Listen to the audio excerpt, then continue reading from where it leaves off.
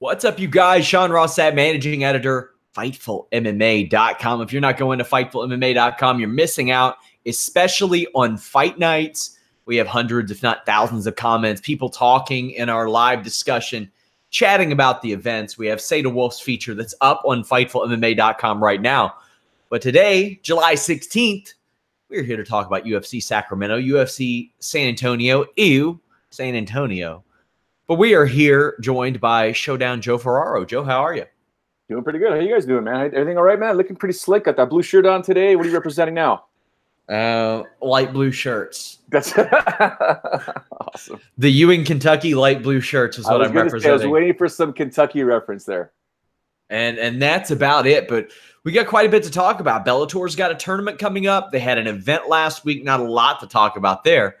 UFC Sacramento was this past weekend, and UFC San Antonio is this weekend. Joe, there's quite a bit going on. Not a lot that's really transcending into mainstream culture or anything like that, but still a busy time. Uriah Faber's back. Yeah, I mean, this is the time of the year that I would always talk when I was, back in the day. I would talk with Dana. I mean, like, this is when sports networks are always trying to find content because, the majority of the big sports aren't available. Hockey, football, it's just not basketball, right? So this is a good time to have tons of content. This is the time, I think, when they should also be stacking up some of their shows. But nonetheless, there are events going on. Like you said, they're not exactly mainstream for most, but with Uriah Faber returning on Saturday, and a bit of a, not sure if it's controversial, but his performance, he came back, looks good at 135 pounds, and we'll see where he wants to go from there. UFC Sacramento, let's go ahead and get into it. This was a pretty fun show. There was some stuff that unfolded on there. Of course, the thing that got the most attention, Joe, was Uriah Faber and his return. But was there anything necessarily on that prelim show that stood out to you? Because it was a weirdly constructed card, and I said that from the beginning. You had Juliana Pena against a former champion on the prelims, and, hey, good for Juliana Pena. Ryan Hall was on the prelims. Apparently, K1 kickboxing Darren Elkins, which I didn't expect. Brianna Van Buren looked amazing. I think she is a future star. Who stands out to you on that prelim show? Because to me, it's Brianna Van Buren. Yeah, Brianna for sure, 100%. I mean, that was a damn good performance. But going back to Ryan Hall for a moment, that was interesting to note because perhaps it was a time to signal for Ryan and Faraz Zahabi and everyone at the gym, even Kenny Florian in the corner, that, you know what, throw your hands, throw your kicks. There's a comfort zone sometimes when people are competing that they don't want to get hit in the face, they don't want to get hurt, they don't want to get into a striking battle. It's not my strength. Well, guess what, dude? There's nothing to worry about at this point here because you just keep your distance and, you're going to roll no matter what for that Imanari roll. You're going to do it anyways, but start launching away, start throwing some bombs. And if they decide to go to the ground with you, even better. That's what you want, right? So it's something for him to consider. And I'm sure he's probably told by Faraz on numerous occasions, dude, you got to be comfortable with your strikes. Don't be afraid. And we've seen so many, Brazilian Jiu-Jitsu, even wrestlers back in the day, once they get comfortable, as long as they don't get too comfortable, but don't be afraid to strike. Do it. You did it against Darren Elkins, a very experienced mixed martial artist. And, those spinning wheel kicks that landed were absolutely fantastic, especially that first one. But it just goes to show you, bombs away. They take you down on the ground. Okay, let's go. So Brianna Van Buren, like 5 feet tall. She's a 5 foot tall bully, Joe. Yes, she is. It's so wild the way that she just jobbed out Livia Souza, like a couple of former champions here, Invicta champions. And when I saw those lines, I was like, all right, okay, that's an interesting line. I thought Souza would be, I don't want to say a sizable favorite, but I thought she would be a favorite. As it turns out, that wasn't the case, and with good reason. And Brianna Van Buren wants a top 10 right out of the gate, and maybe she won't get it. Maybe she will because of the division she's in, and there aren't that many anyway. But good on her for calling out somebody and saying, I am ready for that top 10, Joe. I admire that. Of course. Yeah, like we always said, it's that post-fight interview that counts the most. That's what you want to do. And you can see now anyone that's doing those post-fight interviews, whether it's Michael Bisping or John Anik or even DC, they're probably told, ask ask who they want next, ask who they want to compete against next, then it's perfect. It's a perfect opportunity. You're technically doing the matchmakers a favor if it's a fair fight. If it's a fair matchup, they'll probably grant it to you, right? And again, you're building up, the reel to continue to promote your fight. So good for her. I don't know if she's going to get anyone at 115 pounds in the top 10, but why not? Ryan Hall beat Darren Elkins. Wow, this performance. Ryan Hall threw a kick that nobody saw coming, especially Darren Elkins. That was surprising. Then we got kind of traditional Ryan Hall. Juliana Pena over Nico Montano. Juliana Pena back in the fold. She had not won since Fightful launched that week, and she had only fought once. She had dealt with legal issues and pregnancies and injuries and all that. What do you think a Juliana Pena's ceiling is in this division? Well, again, it's her first fight back from such a long time. She's only 29 years old. I guess you could say that there was a bit of octagon or ring rust heading into this fight here. It's the same for Nico sort of thing. I mean, Nico did take it on short notice, if I'm not mistaken. Not overly short notice, but short notice enough. So for Juliana, her ceiling is still high. She still has tons of work to do. And even though she's 29, she can just focus and continue training the way because she was a menace back in the day. Like, she was seriously someone who you consider, and, she ran into Valentina Shevchenko, but before that, she reeled off 4 straight wins. She did have 2 losses, but those weren't even in the UFC. She came in, did the Ultimate Fighter, won 3 straight fights, and that was against Dudaleva, Jessica Ai, and Kat Zingano. Like, let's be honest here. This chick can bang. She can go. She's got the, once she gets on top of, someone and starts raining down those punches, she can be damn dramatic in victory. So the ceiling is high, in my opinion. She has plenty of room, plenty of time to continue to do it, but you got to be consistent. You definitely got to be consistent, and she's got to continue fighting. What about Nico Montano, who did not look very good at 135 pounds, did not look good here? And I hate to say it, Joe, but maybe Juliana Pena was too much of an ask for Nico Montano, because let's be honest. Let's look at her pro record, 4-3. I often point to the Ultimate Fighter and say, okay, well, these fights should count. Well, here's the thing. All 3 of her fights were decisions. The Barb Honchak fight, I'm cool with. That was 3 rounds. But I don't put a lot of stock into 2-round decision victories on Tough. If they're 3 rounds or if they're a finish, I put a lot of stock into it, Joe. But we're talking about a Nico Montano who beat Roxanne Modafferi, all due respect to Roxanne Modafferi, to win that title. Beat Lauren Murphy, who we've seen isn't quite where we thought she was.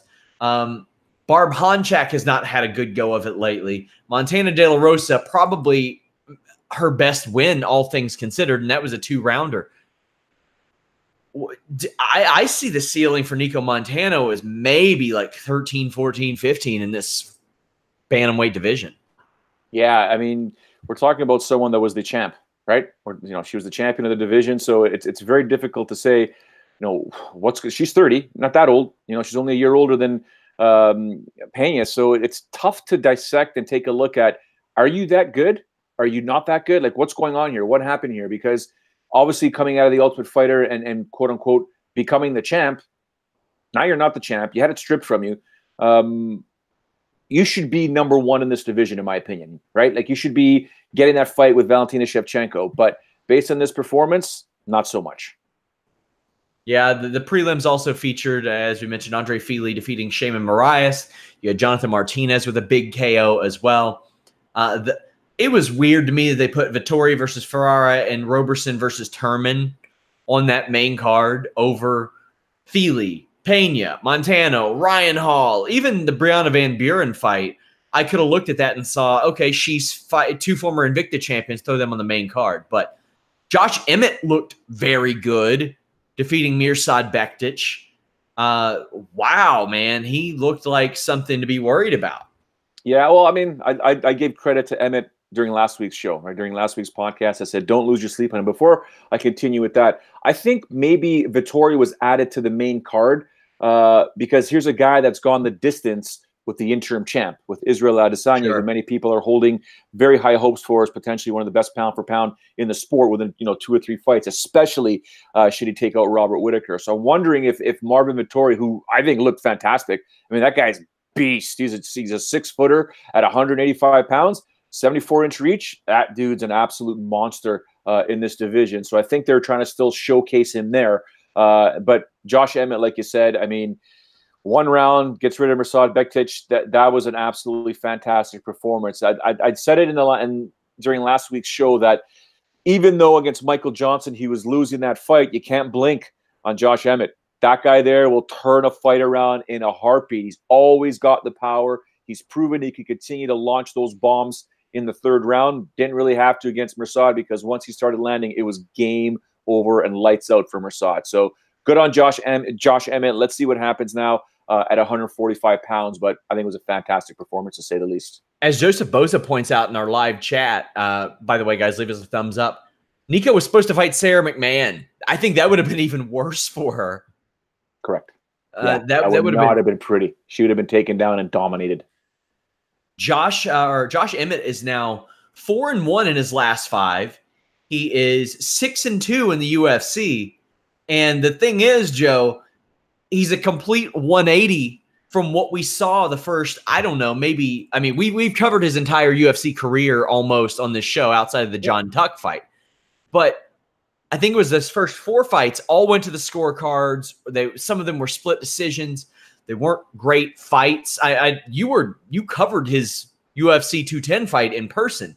Yep. But since then, he has finished Bektic, Michael Johnson, and Ricardo Lamas. Mm-hmm. That is at featherweight. That's not easy to do. And he got beat by Jeremy Stevens. But hey, good on him, man. Good on him. That return to featherweight has been huge for him. So I'm cool with seeing Josh Emmett in this position.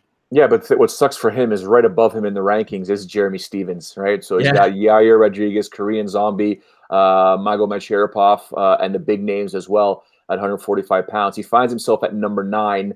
Moicano's coming off that loss. Are you thinking maybe Calvin Kattar or maybe Arnold Allen, Shane Burgos? I mean, there's Ryan Hall now. He's ranked. Like wasn't ranked last week. Yeah, Ryan Hall wasn't ranked last week, so that could get real interesting. I'll tell you who else wasn't ranked last week. Uriah Faber. My God, you could not have scripted it. Well, you could have scripted it a little bit better with the finish. He is now number 14 ranked after he beat the number 15 Ricky Simone, who is now unranked. We will go through these rankings heavily in a bit, Joe, as this will be one of the last weeks we get to use screen share because Google Hangouts is going away. Oh, boy. But it's pretty wild the way that this all unfolded. Faber gets hit, steps back, throws one, drops his opponent, follows up, and that's a wrap. First off, do you think the stoppage was too early? I think it was a little early, but I didn't see what Beltran saw because he's got the best view out of everybody 9 times out of 10. The referee usually does, and you can see probably looking at a fighter's eyes in a situation like that. Do they roll back into his head? Does he look blank after being struck? I also think, and it's crazy to say, people may not understand this, may not even believe this, but I think any UFC bouts that take place in Sacramento, I think the referees are on high alert. It is the state capital. It is exactly where Andy Foster, and that's where all the commission is basically located per se. Yeah, so when they're refereeing, I think they're on their. It's almost like they're trigger happy. It's anything bad happens, boom, go. Right. So it was one of those things where I even felt like a couple of stoppages. I was like, well, you gotta let that go somewhere else. I think I'm not pointing fingers or not saying anything, but I think I know what's happening here. You're kind of nervous. Like it'd be like if something was to happen in Ontario, Sean. If it was happening in Ottawa, whatever. But if it's happening in Toronto, where the State Athletic Commission actually is, different story. I mean, different story altogether. If it's happening in Nevada, if it's happening in Vegas, it's all eyes, and you're under a microscope. And I feel like some of the referees may have felt they were under a microscope during this event here. Hence the word just going in there trigger happy and stopping fights a little too early. When I first saw this fight, I thought it was stopped a little too early. I think you're right. I think Ricky had a bit more to go. And, of course, you always question a scenario when a referee does step into a fight and the opponent's still fighting back, trying to grab a leg and ends up grabbing the referee's leg and the other fighter's gone. Like the fighter, Ricky Simone, was still trying to fight, right? So it is one of those things. But, again, Beltran had a better view than all of us. He could see whether or not Ricky Simone's eyes were like, whoop, see ya, got tagged again, gotta go. So it is what it is, but yeah. So Uriah Faber's back, and of course he challenged Henry Cejudo. Yes. Of course he did. I'm so sick of that shit. Our good friend James Lynch wrote an article outlining why Faber should not get this. Here's the funny thing, Joe. I cover WWE heavily, maybe more than anybody else.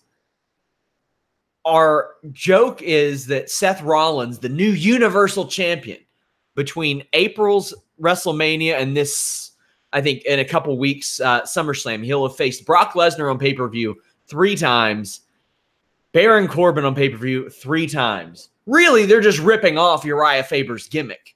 That's all they're doing. This man has had so many title shots, and I get it. Yeah. I get it. But here's the thing.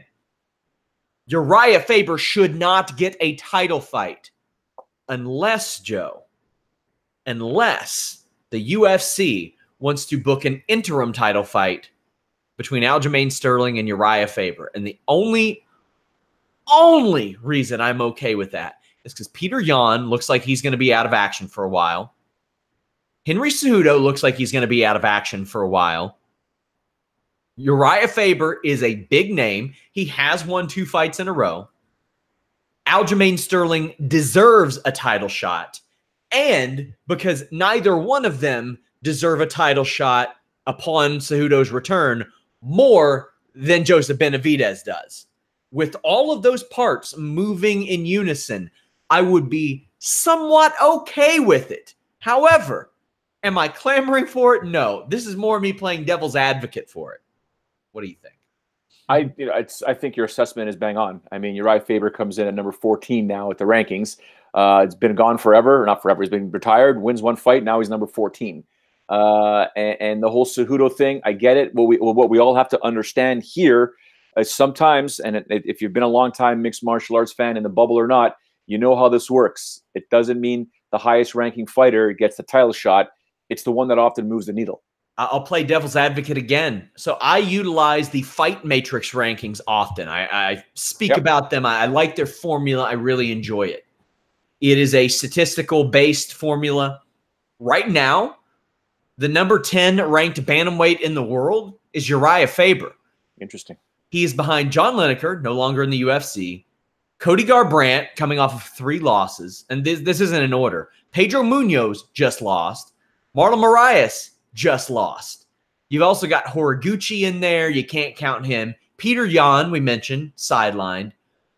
Corey Sandhagen is the only name that I see above him that I'm like, okay, that's someone with merit, not coming off of a loss, all and that stuff. Bad man. Yes, 4-0 in the UFC, but you book him in a bantamweight title fight, and all due respect to Corey Sandhagen, there's going to be a lot of people going, who in the shitting fuck is Corey Sandhagen? Pardon my language. I hate to say that, but let me see. Does Corey Sandhagen have Twitter? I don't know. Because I was going to try to see what his... Oh, my. Guy's got 2,300 followers. And he's going to have a whole lot more because he's going to be a guy that competes at the high levels of this bantamweight division for a very, very long time.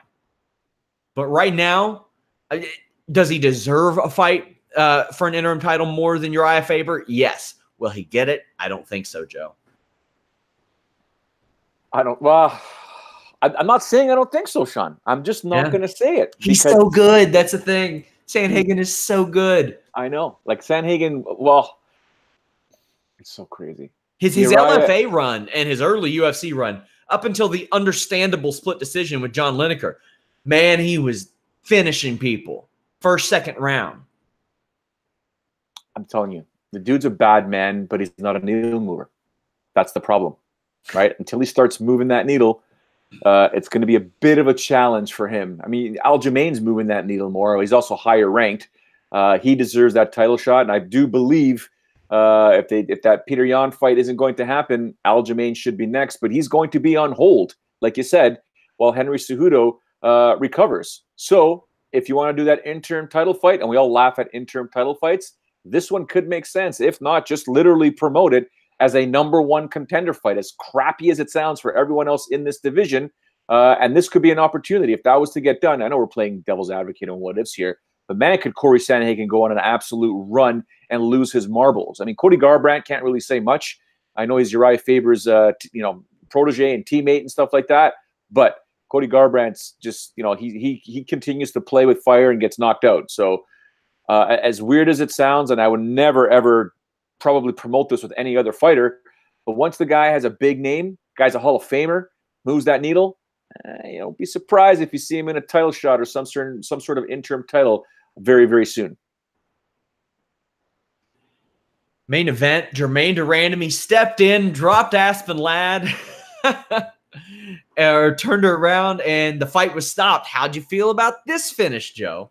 Yeah, same thing. It was a tad trigger happy, although when you look at Aspen Ladd, you're kind of thinking yourself, ooh. Actually, wait a second. Was it Beltran that did the Faber fight? Gosh, I can't remember. Or Herzog? Maybe Beltran did the main event? I'd have to take a look. Irrelevant. Fight, or the referees, in my opinion, were a tad trigger happy in some of these fights. I think this was another one. Although, the Randamie, as much as we, rip her on this show, she's got skills. She's got power.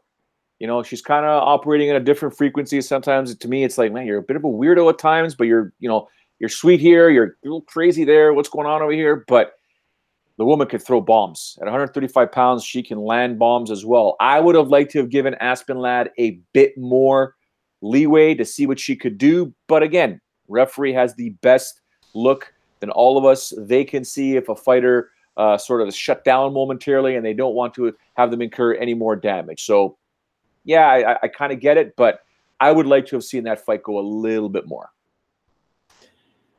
So Aspen Ladd is obviously going to be around for a while, but Germaine Randamie, that I understand why the UFC probably wouldn't want to give her a title fight, Joe, for any number of reasons.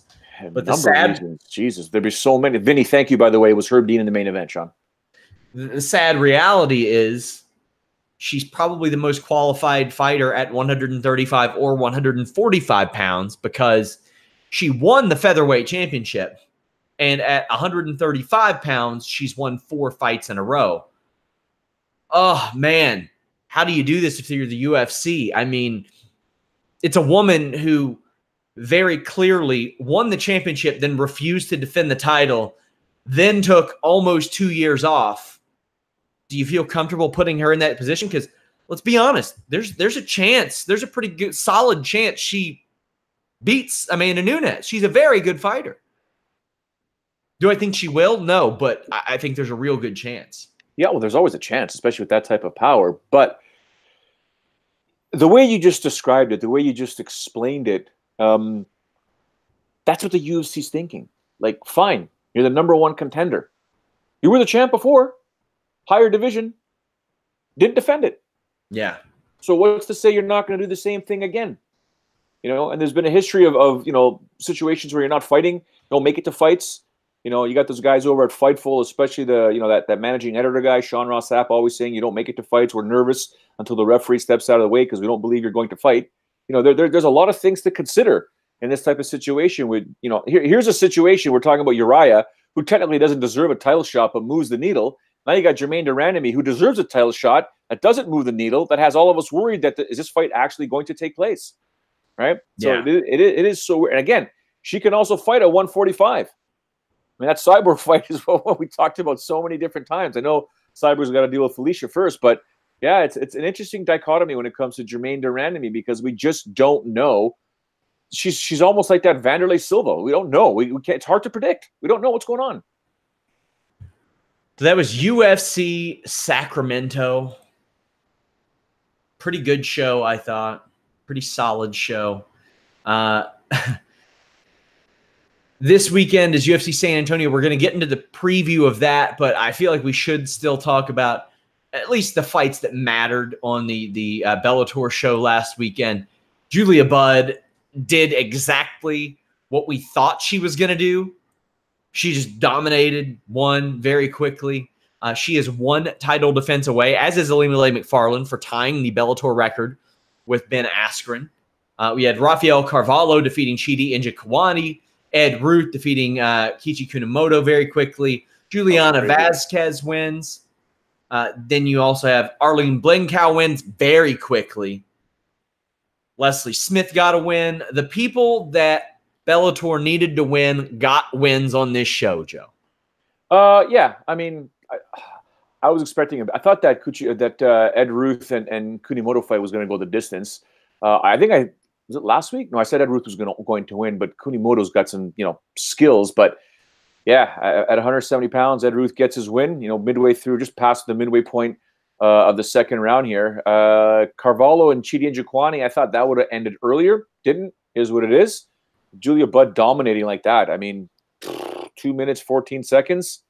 Yeah, I mean, we always say there's always a puncher's chance. What did you say last week about Olga Rubin? That never heard of her, have no idea what's going on, but she's fighting for a title fight or something like that? I mean, yeah. So that's what you get. And it's weird when we're giving accolades to Julia Budd and/or Ilima Macfarlane that they're about to tie Ben Askren's record when, realistically speaking, the talent isn't as good as what Ben Askren had to go through. But hey, man, win the title, defend the title. It's not their problem. They're just doing their job. So good for them. It'd be interesting to note, what's going to happen next with Julia Budd. But yeah, interesting scenario. Bellator has got to start putting some more names on these shows. It's very frustrating to see how that unfolds.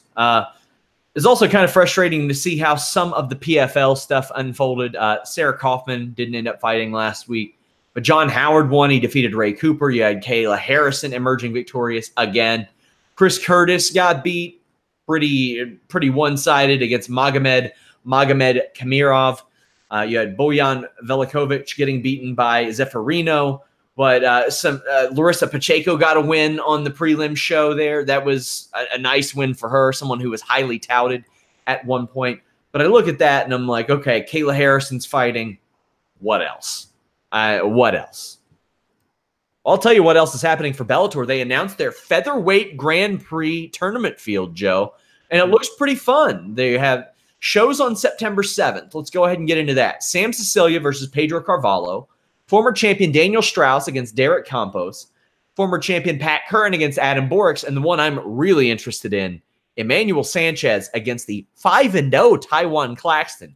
You want to talk about into the fire. Taiwan Claxton's going into the fire here, Joe.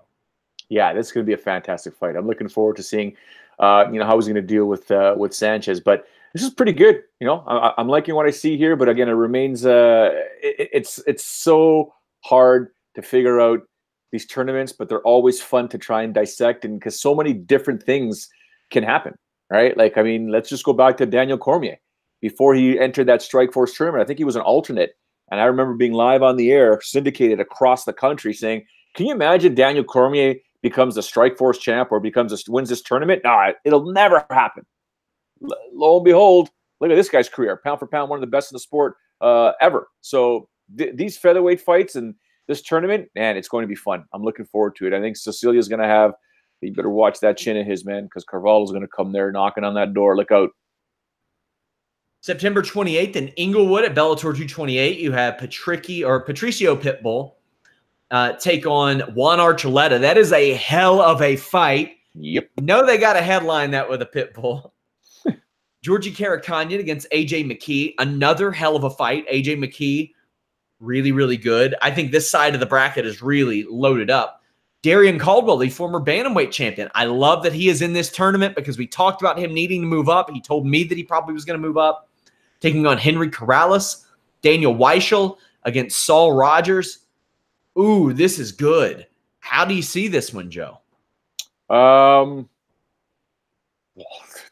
As much as we laugh at the Pitbull brothers, that is a solid fight with Archuleta. That's going to be a bang fest. And it's a good fight only because, let's say Juan wins. He becomes the champ. Still got to continue the tournament. Got to defend it. And if Patricio wins, he's defended his title, and Juan Archuleta just has got to move down the rankings and he's got to win more fights. Does he go in as an alternate into this tournament afterwards, right? So I'm really liking it. AJ McKee, And Karkanian, I don't know, man. I think McKee's just going to take him down and just do what he always does, and emerge victorious unless something presents itself, right? Caldwell at 145, that's something we should pay very close attention to, because he no longer has to count those extra or cut those extra 10 pounds. Does he become more explosive and more powerful at 145 pounds? So, and the Saul Rogers and Weichel fight, I mean, you tell me. It's an opening round fight. I don't know. I think I'll lean towards Weichel in this fight here. I am really interested to see how this unfolds. Now, the thing is, Joe, normally I would say, okay, well, who's going to be in the finals? Who's going to be in the finals? Who's going to handle all this? Like, who's going to go all the way? But we can't really determine that, because these are just first round matches. These aren't necessarily sides of the bracket, as I had mentioned incorrectly earlier. There will be a random draw, I believe, that determines a second round. So we could see, for example, AJ McKee versus Darian Caldwell. We could see AJ McKee versus Patricio Pitbull versus Pat Curran versus Emmanuel Sanchez, Claxton, anybody. I like that, Joe. I like that a lot more than predetermined brackets. Let's just let the chips fall wherever they may. I don't mind predetermined brackets, provided that there's a storyline that we could follow all the way to the end, like putting the number 1 and number 2 seeds on opposite sides of the bracket, letting them try and get their way into the finals. I don't mind that. I also don't mind the flip side, a random draw. The risk with that is, what if you get your 7 and 8 and all the one guys on the one side of the bracket that are lower ranked, and then the good guys are all on the left side? You know what I'm saying? It's kind of a weird sort of scenario. But I should ask you, and again, Boza pointed this out as well. Bellator 226 main events, Ryan Bader against Czech Congo for the heavyweight title, and Bellator 228 will have Machida versus Mousasi. What do you think of those two? I like it. There's some Bellator has the ability to put on a lot of great fights, and when they do, I'm all on board, Joe, because I see that potential there. Yeah, I see that potential to build a big fight. And hey, they have the benefit of building freak show fights too, supporting those great fights with freak show fights and supporting them with any number of great prospects. So when they do it right, that makes me awfully happy. Now, Joe, I'm going to do a video on this probably later in the week, but I want your thoughts on these rankings, and I'm going to pull them up to where you can see them as well. That way, everybody gets a look at this. We're going to take a look at the UFC rankings. Robert Whittaker moves up to number 8 in the pound for pound. Poirier falls down number 2 spots. I don't know how the hell that happens. Sergio Pettis is, I guess, a flyweight again. What? Correct. Well, there he is at number 6. Brandon Moreno's back in the UFC. They rehired him, so he's at number 10. Mark De La Rosa at number 15. But this pushes everybody else down. What the hell is going on with these flyweight rankings, Joe? I don't know. I've never understood. When I was a part of the panel that was allowed to vote, and I just realized, no, I'm out. Gotta go. Don't want to be part of this. Man. Bantamweight, Uriah Faber pops up at number 14. This pushes Almeida down 1 spot. Ricky Simone still out. Is this suitable for you? Because I think it's fair. I think that Uriah Faber, he won his fight before he left, and he won this one. He beat the number 15 guy, so I'm okay with that. What about you? I have no problem with it, especially considering, you mentioned Fight Matrix, their algorithm when they put together the rankings. That's a very strong site. I used to use it way back in the day as well. Still monitor it every so often. So you take a look at how they have it ranked. You said they have Uriah ranked at number 10? No, Uriah's at number 14. No, on Fight Matrix. Oh, Fight Matrix. Yes, sorry. Yeah, so, I'd rather lean towards more to Fight Matrix because of their algorithm, but at the same time, no problem with Uriah Faber being at number 14, and we'll see what's going to happen shortly. I want to see who they're going to match him up against next. It'll be very, very interesting. The featherweight rankings, Josh Emmett goes up to number 9 over Renato Moicano. Arnold Allen up to 12. Burgos to 13. Mirsad Bektic falls 3 spots after he lost to Emmett. But Ryan Hall at number 14. What do you think about this? Bektic falls hard. Emmett up a spot. Ryan Hall at number 14. I'm looking at this and the bantamweight rankings, and I'm like, damn, the panel, I think, is getting it right here. Yeah, this one is starting to make a bit more sense. When you take a look at what Ryan Hall, undefeated, you see what he's doing now. I think he's finally getting the respect now because it was more of a mixed martial arts performance this time around than a grappling performance in a mixed martial arts fight. So now that he's starting to get respect, I think people now are going to start paying attention to him. It's always been his knock. It's just that they want more. Everybody wants more from Ryan Hall because it is a mixed martial arts fight and not a grappling bout. So if he continues to do this, he might shoot up those rankings. And like he wants a top 10 opponent. Flat out said it. He wants a top 10 opponent. Well, that brings you to Moicano and Emmett and Stevens and Yair Rodriguez. So you might be getting what you're wishing for. Lightweight rankings, no change there. Leon Edwards falls a spot in the welterweight rankings. Uriah Hall and Brad Tavares switch spots. Whatever. Alexander Gustafsson, who retired, Joe, moves up to number 5 in the light heavyweight rankings. Weird. No change at heavyweight or women's strawweight. There is no women's featherweight division. But Juliana Pena pops up in the bantamweight division at number 4. This pushes everybody down a spot, except for Viviane Arajau, who debuted at 15. Number 4 for Pena. It's a little high for me. A little? Yeah. A little by about, I don't know, 5 or 6. Oh, God. I would have put her... maybe above Lena Landsberg, maybe above Macy, but that's it. Been gone forever. You had issues. You had legal problems. You had a child. Just competed for the first time. Number 4? All right. Women's flyweight. Joanne Calderwood up a spot. Modafferi up a spot.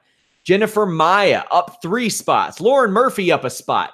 Borella up 2 spots. Macy Barber, Paige Van Zandt, Botelho, Antonina Shevchenko, all up spots. Hot damn, Joe. Nico Montano leaving that division.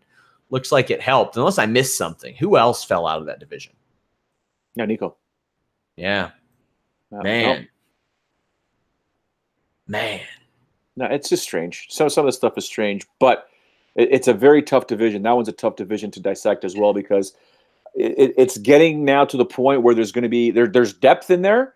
So I'm not saying any of these divisions are going to be like, men's lightweight or men's welterweight, but man, one mistake, one loss in those types of divisions, you can be in big trouble. Well, that is the UFC rankings. Kind of wild, that set of rankings, but we have UFC San Antonio coming up this weekend. Our boy Kyler James is from San Antonio. Bless the guy. It's his birthday today. Happy birthday, Kyler. Happy birthday, Kyler.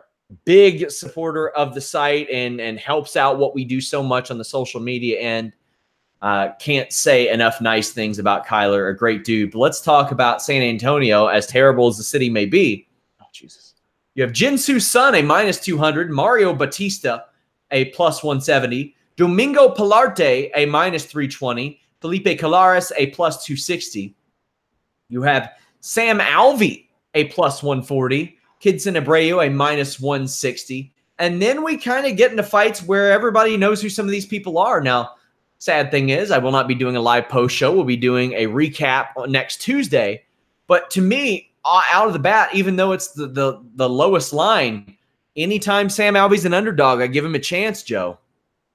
Yeah, I mean, because he sits there and he'll stand and trade with anyone. He's got that weird sort of, it's almost like a judo stance, a judo guy that transitioned to MMA. It's like a laboring left foot that drags behind the southpaw stance, and then he just lands bombs, right? So, I mean, who would have thought that he was going to lose to Lil Nog in September, and then Jimmy Crute gave him a bit of a beating in February. So he's 2 straight losses.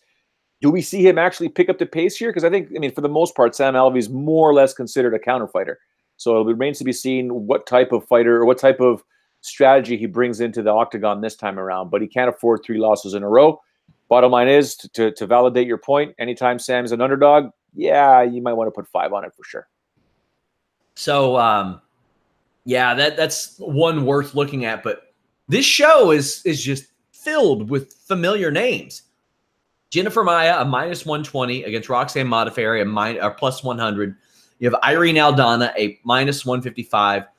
Raquel Pennington, who is always a live dog, a +135. In these 2 women's fights, what stands out to you as far as style and betting odds?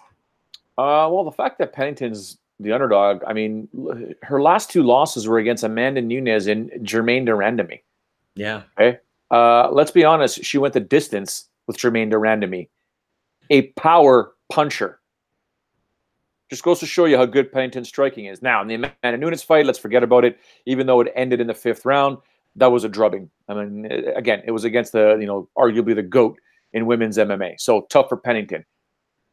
I'm leaning towards Pennington in this fight. With all due respect to Irene Aldana, I'm leaning towards Pennington in this fight here.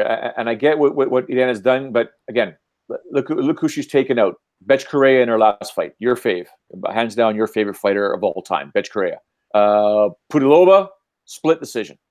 Right? And then Talita Bernardo, that went the distance. She lost to Caitlin Chukagian and Leslie Smith before that. I'm taking Pennington in this fight. Yeah, I am too. And I don't think that's that controversial of a take necessarily, because I mean she got to a title fight. She's done well outside of that very tip-top level. And I don't think that Aldana is that tip-top level, if you want me to be honest. I'm really interested to see how Alex Caceres does against Steven Peterson. Caceres is a -150. Peterson is a +130. Peterson, how do I put this? He's not consistent. He is a guy that came off of Dana White's Contender Series. I feel like Caceres is experienced enough to get it done, but he also has his wealth of issues with consistency, Joe. And I think that may continue here. It's just really, to me, it's down to whatever guy has it that night. Because as we've seen from Peterson, he can finish you on the ground, he can finish you on the feet, but he's not finished anybody in the UFC. Alex Caceres has had that issue similarly over the last 4 or 5 years. He's finished one guy. I don't think he'll ever return to the form he was at in 2013, 2014, where it looked like he was really finally realizing his potential. But that doesn't mean that I think that he's lost it by any stretch. He's still 31 years old, not that much more weathered than Peterson. And as far as cage miles goes, Peterson fought in Bellator in 2010. Like, just because he's new to UFC doesn't mean he's new to MMA. How do you think this one goes? I'm leaning towards Caceres. I think he should be able to, like I said, he's got the experience in the UFC. I think he had a tough break recently, all things considered. That fight with Kron Gracie, I mean, you can't give up your back. I'm sorry. I mean, I don't care how good you may think you are. Sometimes you got to realize that I don't want this guy on my back. I'm not going to the ground with this guy. I can outstrike him. That's what I need to do. 2 minutes and 6 seconds. Kron Gracie gets your neck. Listen, I've seen Kron Gracie when I called this fight against Tatsuya Kawajiri. That was a 10-minute round, that first round, Sean. And for the most part, Kron had his back and defend. Eventually, he just caught Tatsuya Kawajiri. So I think I think Alex Caceres is going to be fine in this fight here. He just got to do what he has to do. Let his feet go, let his hands go, let that spinning stuff go, and just do his very best to surprise Steven Peterson. Also on this show, Andrei Arlovsky, a +160 against Ben Rothwell, a -185. Ben Rothwell is going to win this fight, and it will not stop people from calling out Andrei Arlovsky. Nothing gets me more angry in MMA than people calling out Andrei Arlovsky, who never wins, just because he was UFC champion back when Jesus and Moses were tag teaming. And gas was 12 cents a gallon, as a wise man once said. I'm so over it. But for Ben Rothwell, he wants to avenge that loss that happened in 2008, right? Because he lost to Andrei Arlovsky at Affliction Band. He wants to avenge that loss, and he might be able to do so. But Arlovsky doesn't go away, man. Let's not kid ourselves. This guy here, not an easy guy to finish. I mean, he did a split with Augusto Sakai. That Walt Harris fight was overturned. And he went the distance with Tuivasa, and Shamil. So listen, man, dude won't go away. He's hard to knock out. So Rothwell's in for a tough 15 minutes if this thing goes the distance. So again, we could say all we want, heavyweights, and don't blink. This one might be a situation where it's going to be a bomb fest. We just got to be careful here if you're Ben Rothwell, because Arlovsky can turn your lights out real quick. But I mean, if you scroll down Arlovsky's record right now, he's won 2 fights since January of 2016. And the thing is that's even a little bit misleading, because you could look at that and say, oh, well, you know what? Juliana Pena's only won 2 fights since then too, but she missed a lot of time. Correct. He hasn't. He should be 2-10 right now in his last 12. And here's the thing. He has no finishes in his last 14 fights, I think. Not only that, in like his last 6 or 7, they ain't even finishing him. It's just boring. Really, the last great performance I remember him having was even against, I think it was maybe Barnett in loss. They had a fight of the night, but oh my God, I hope it's good. Alexander Hernandez, a -185. Francisco Trinaldo, a +160. I think that Hernandez is going to get it done here, although Francisco Trinaldo is not an easy out. He is a brick house, man. Yes, and a wily veteran. He's going to be 41 next month, Joe. 41. Alexander Hernandez is 26. He's coming off a loss to Donald Cerrone. Can he recapture the Beneil Dariush magic, or will the experience of Trinaldo be too much for him? I'm going to go with A. I'll go with A. I think he can do it, but it won't be easy because Trinaldo's a beast. But remember, we got a speed factor here. And in my opinion, Hernandez's speed might be a little too much. As long as he sits on the outside, picks away, chops away, before you know it, that opportunity to present itself, and I think he'll be able to get a TKO victory here. We also have Dan Hooker, -140. James Vick, a +120. I did not think we would see James Vick as an underdog this soon after his extended run, Joe. Are you surprised by that?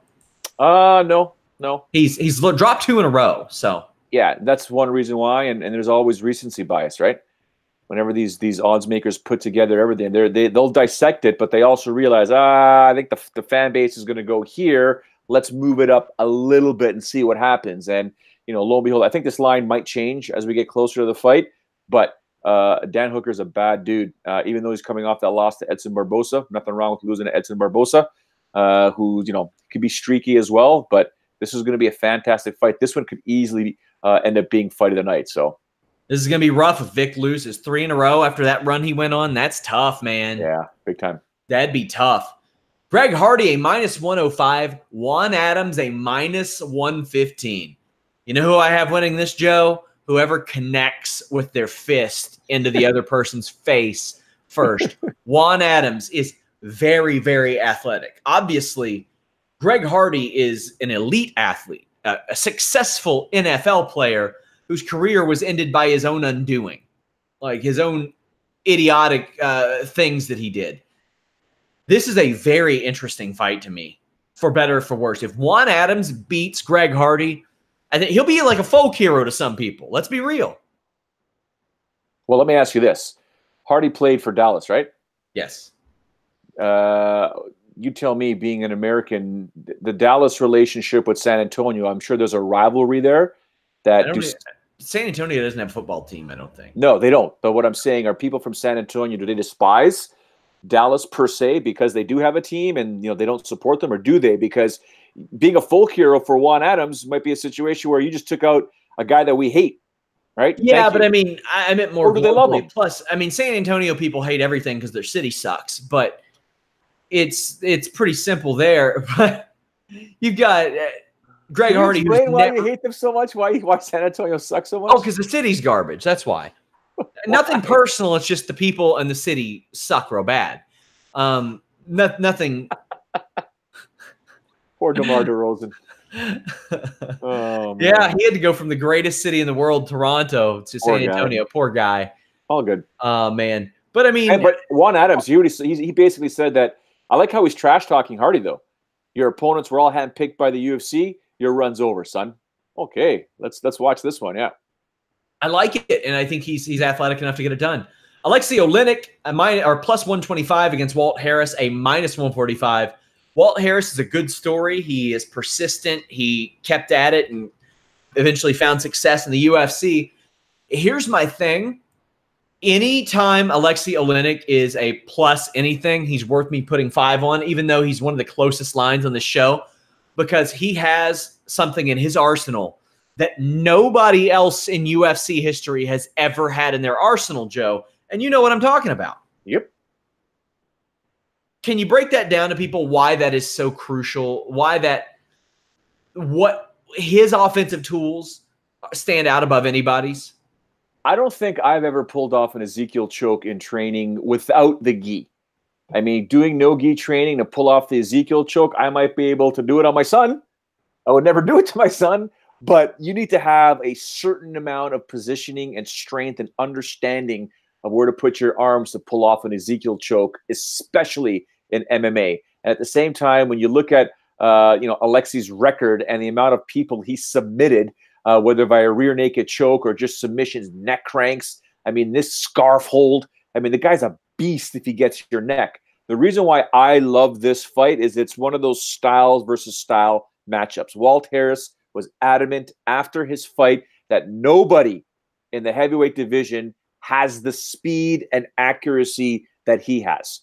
Now we have ourselves a situation where a fast heavyweight striker is taking on a supreme submission specialist. Bring it on. This thing could end at any time. It could end in an exciting fashion in the stand-up realm. It could be over real quick if it hits the ground. So this is a fantastic fight. Again, I know I said James's fight and Dan Hooker's fight could be fight of the night. This one could be fight of the night as well, because it could be a great performance by only one of these two guys, perhaps. We also have Ray Borg, a minus 235. Gabriel Silva, a plus 195. Borg's taking this. Yeah, I mean, as much as you made fun of Ray Borg for the past 3 years, Ray Borg's going to win this fight. I didn't make fun of him. He missed weight an awful lot and pulled out of fights an awful lot. He's going to whip this guy's ass, I think. Leon Edwards, a minus 120 against Rafael dos Anjos, a plus 100. I see Leon Edwards taking this. Leon Edwards should not be in this fight. Leon Edwards should be fighting somebody who has been winning with regularity. Leon Edwards deserves a top-notch opponent, and I get it that Rafael dos Anjos beat Kevin Lee and that Rafael dos Anjos is Dana White's litmus test for everybody. But, man, Leon Edwards has won 7 fights in a row against some good names. Vicente Luque, Donald Cerrone, Gunnar Nelson, even Barberina is a pretty nice name. I think he's going to win this, and I think he'll probably do it within 2 rounds. Very happy for you. Yeah. Rafael dos Anjos, rear naked choke, 3rd round. That's possible, too. I don't think it's going to be a wash or anything. I just think that it'll get into a situation where Leon Edwards wins it within 2. But I would not be shocked to see a 5-rounder here for Edwards. Ladies and gentlemen, please pay attention to Sean Ross Sapp's Twitter on Saturday evening. If he's watching it live, you will know if RDA wins this fight, he'll take a shot at me. If Leon Edwards wins this fight, he will still take a shot at me. So pay attention. I will be at the Turtleback Ridge Hog and Crawl that night. I will not be watching that is awesome. The show live. That is by the way, my son and I watched some WWE last night. It was kind of fun. There was a 4-woman. Oh boy, what did you think of that? Because the crowd hated it. It wasn't long. Yeah, long. My son was like, "What are they doing here?" I had to explain to him what was happening, blah blah. But yeah, it wasn't great. It was okay, but then I had to step away, and there was the 10-man battle royal or some of that. No, was it? Yes, the 10-man battle royal. That seems like it'd be more your all speed. Yeah, for the right to fight Lesnar. Yes, at SummerSlam. And who won that? Seth Rollins, the same guy who's fought him like 2 or 3 times. Okay, yeah, you were saying earlier on. Okay, all right. Yeah, no, it was fun. I enjoyed it. Maybe, I've been sort of heeding your advice. Shouldn't I let Thomas watch? Because we already know he's got issues with throwing his hands and dropping people, which doesn't translate in soccer. I just want to mention that. Hey, here's the thing. My mom kept me from watching boxing, MMA, and wrestling when I was younger because I think she blamed my ADHD on it. What am I doing all the time now? Still doing it. So that's awesome. We will recap UFC San Antonio on next Tuesday's show. Make sure you guys check that out. Leave us a thumbs up. Subscribe. We're on podcast platforms everywhere. Until next time, guys, follow Joe at Joe A. Ferraro. Follow me at Sean Ross Sapp. Follow us at Fightful MMA. We're out.